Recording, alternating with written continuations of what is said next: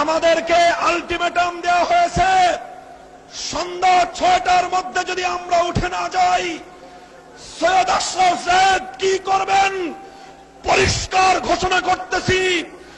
আজ রাত্রের পরে আপনারা কোন পথে পালাবেন সেই পথ দেখার চেষ্টা করুন। রক্ত যখন দিয়েছি, রক্ত আরো দেব, জীবন দেব। রক্তের বিনিময়ে আল্লাহর জমিনে আল্লাহ নবীর ইজ্জতের হেফাজত করেই ছাড়ব ইনশাআল্লাহ। সংগ্রামী তাওহীদি জনতা, লাশের পর লাশ পড়বে, রক্তের গঙ্গা বইবে, জীবনের পর জীবন দেব। তোমাদের কাছে কত বুলেট আছে, তোমাদের সমস্ত বুলেট গুলোকে মোকাবেলা করার জন্য আমাদের বুক রয়েছে, উন্মুক্ত বুকে আমরা তোমাদের বুলেট গুলো পেতে নেব ইনশাআল্লাহ। কথা বলবেন?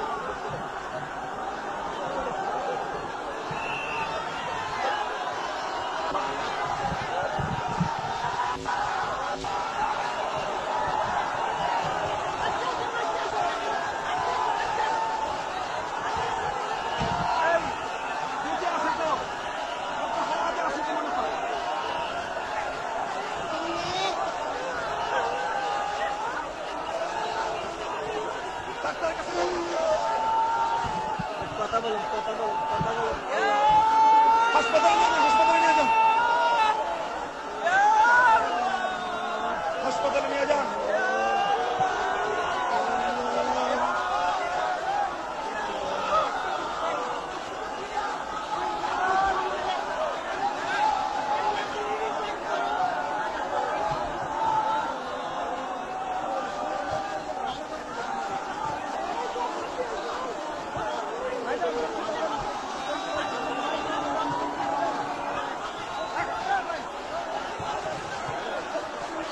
নাহমাদুহু ওয়া নুসাল্লি আলা রাসূলিল কারীম।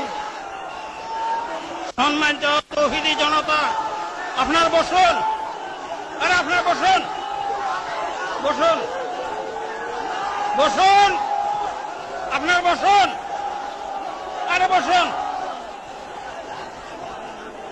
বসে পড়েন, বসে পড়েন, আওয়াজ বন্ধ করেন।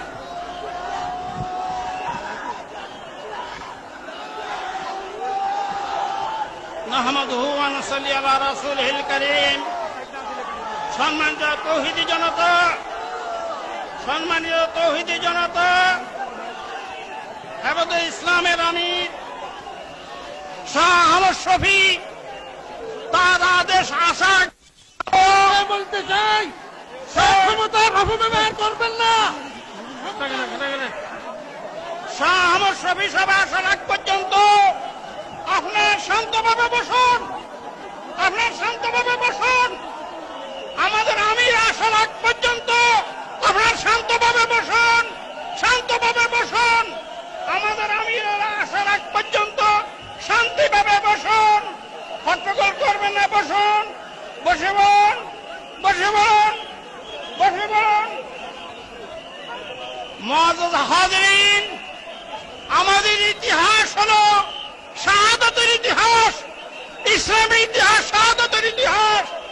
আমরা অন্যের সামনে মাথা নত করি নাই। আমরা সব সময় হক হক্কানিয়তের জন্য উলামায়ে কেরাম কুরবানি দিয়েছে, শাহাদাত বরণ করেছে, অন্যের সামনে মাথা নত করে নাই। মুআজ্জাজ হাজিরিন, আপনারা বসে বলুন।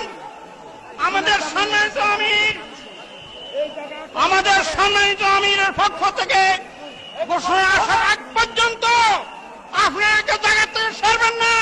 সব শান্ত হয়ে বসে বলুন, শান্ত হয়ে বসে বলুন। আমাদের ইতিহাস, শাহাদাতের ইতিহাস। আমরা অন্যায়ের সামনে মাথা নত করি নাই, অন্যায়ের সামনে মাথা নত করব না। এটা আমাদের ইমানি আন্দোলন, এই 13 দফা পূরণ হওয়া পর্যন্ত আমরা আন্দোলন চালিয়ে যাবো ইনশাল্লাহ। আমিরের ঘোষণা আসা পর্যন্ত আপনার ধৈর্য ধারণ করেন।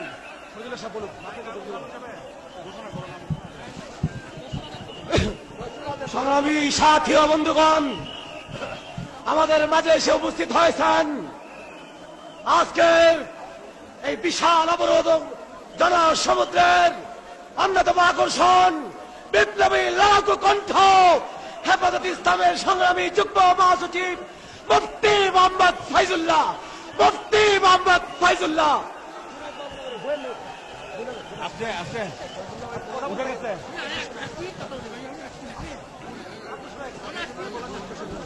বিসমিল্লাহির রহমানির রহিম। বড় দুঃখ ভারাক্রান্ত মন নিয়ে আপনাদের কাছে উপস্থিত হয়েছি। আজ মসজিদের নগরী ঢাকা শহর, মুসলমানদের শহর ঢাকা শহর মুসলমানদের রক্তে রঞ্জিত করা হয়েছে। আমার মুসলমান ভাইরা, আলেম ওলামা, যারা আল্লাহর দ্বীনকে হেফাজত করার জন্য,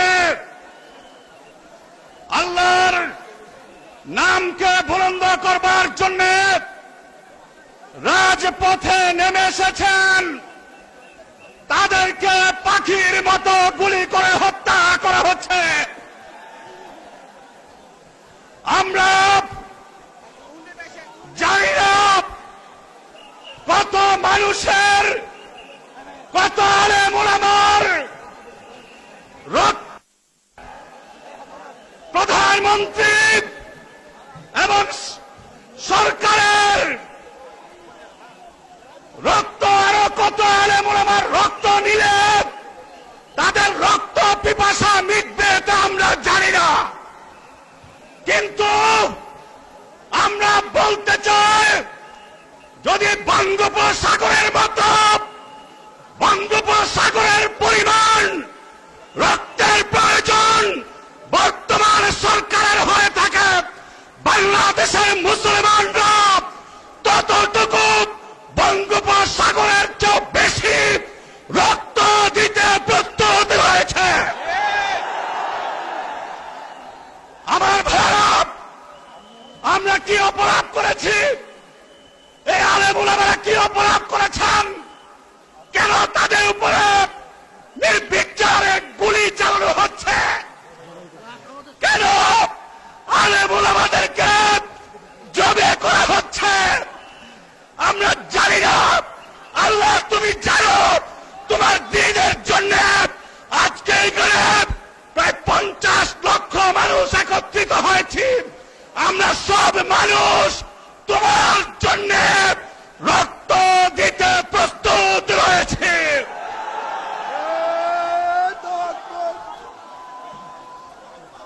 আমি আজকের এই জনসমুদ্রের কাছে জানতে চাই, যদি শাইখুল ইসলাম, হেফাজত ইসলাম বাংলাদেশের আমির আপনাদেরকে নির্দেশ প্রদান করেন যে এই রক্তের প্রতিশোধ না নিয়ে আমরা এখান থেকে যাবেন না, তখন আপনারা কারা কারা আছেন?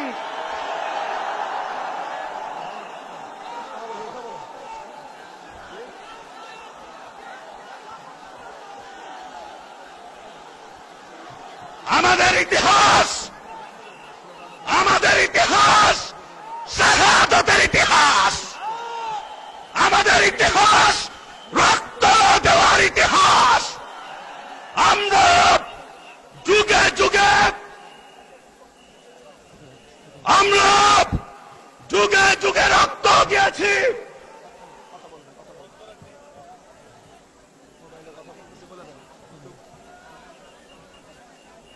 আমরা যুগে যুগে রক্ত দিয়েছি। প্রয়োজনে আবার এক সাগর রক্ত দিয়ে আল্লাহর জমিনে যাবো ইনশাআল্লাহ। আমার